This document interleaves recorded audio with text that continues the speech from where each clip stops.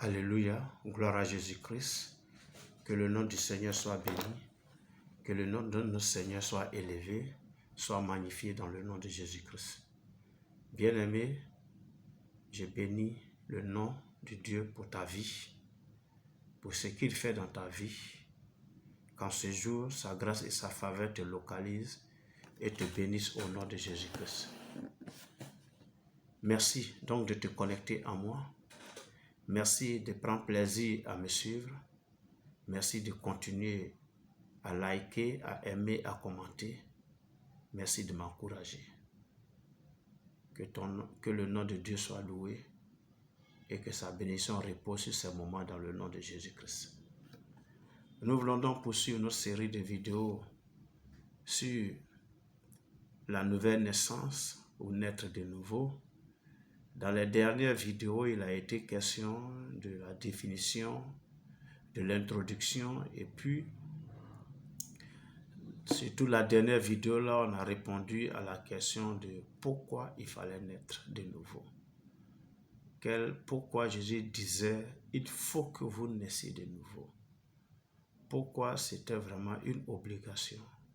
Nous l'avons vu, vraiment Dieu dans son amour pour l'homme a mis tout en place pour que l'homme revienne à lui, pour que l'homme naisse de nouveau, pour que son esprit soit régénéré, transformé et que désormais il ait la capacité non seulement de comprendre Dieu, d'obéir à Dieu, de vivre comme Dieu le souhaite, mais d'entrer dans le royaume de Dieu. Alléluia.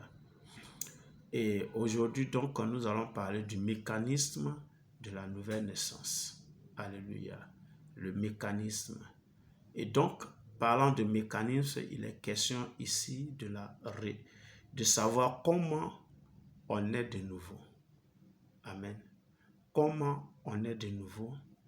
Que faire pour être régénéré? Voilà. C'est de ça qu'il est question ici. Amen. Et là, nous allons lire dans la parole de Dieu. On va aller dans le livre de Jean. Jean chapitre 3. On va lire le verset 16, à partir du verset 16, et ce jusqu'au verset 18, je crois. Jean chapitre 3, verset 16 à 18, qui dit ceci.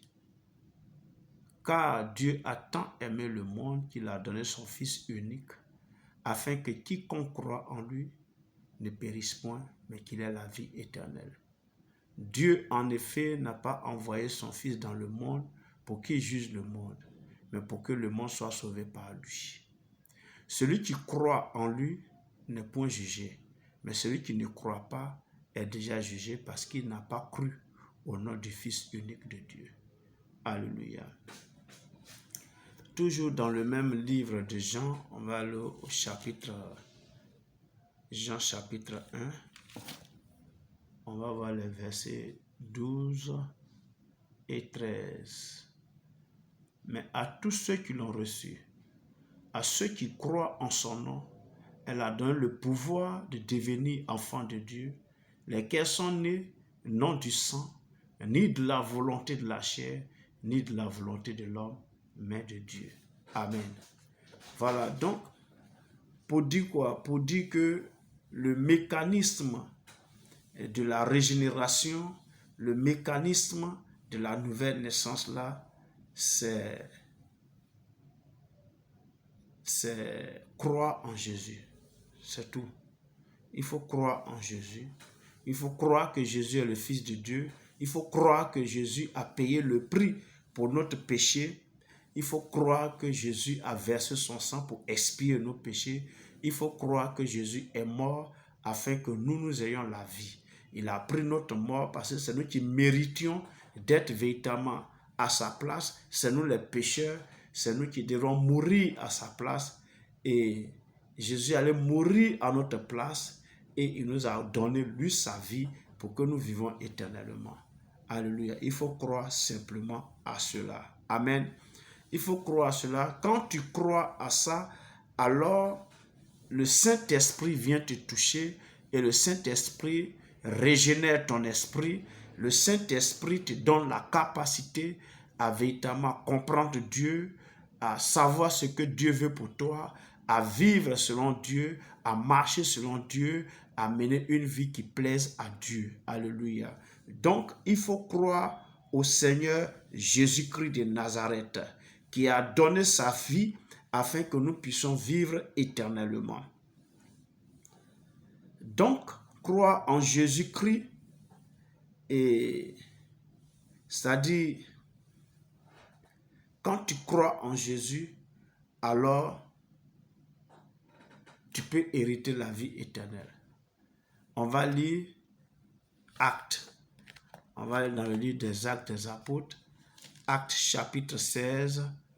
On va lire versets 30 et 31 qui disent ceci. Actes chapitre 16, versets 30 et 31. Il les fit sortir et dit, Seigneur, que faut-il que je fasse pour être sauvé? Paul et Silas répondirent, crois au Seigneur Jésus-Christ et tu seras sauvé, toi et ta famille. Amen. Donc le salut ici s'obtient par la foi placée en Jésus-Christ. Croire que Jésus est le Fils de Dieu, croire que Jésus est mort pour toi, croire que Jésus a pris ton péché à la croix, croire que Jésus véritablement a tout accompli pour toi. Actes chapitre 3, on va lire le verset 11 et ce jusqu'au verset 12. Jésus est la pierre rejetée par vous qui bâtissez et qui est devenue la principale des langues. Il n'y a de salut en aucun autre nom. Il n'y a de salut en aucun autre, car il n'y a sous le ciel aucun autre nom qui a été donné parmi les hommes par lequel nous devrons être sauvés. Alléluia. Il n'y a pas un seul nom sur cette terre parmi les hommes qui a été donné par lequel nous devons être sauvés. Jésus est celui qui sauve. C'est par Jésus que nous avons véritablement le pardon de nos péchés. C'est par Jésus que nous héritons le royaume des cieux. Et donc, le mécanisme de la régénération là, c'est croire en Jésus-Christ de Nazareth. Croire qu'il est le Fils de Dieu, croire qu'il est mort pour toi, croire que son sang a versé pour expier tes péchés, croire qu'il a pris ta place à la croix de Golgotha et qu'il t'a donné sa vie. Alléluia.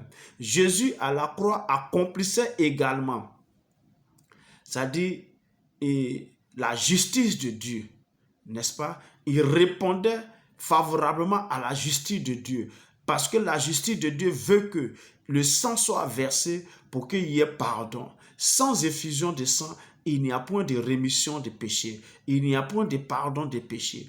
Le sang de Jésus a donc coulé pour que nos péchés ne soient pardonnés. Alléluia.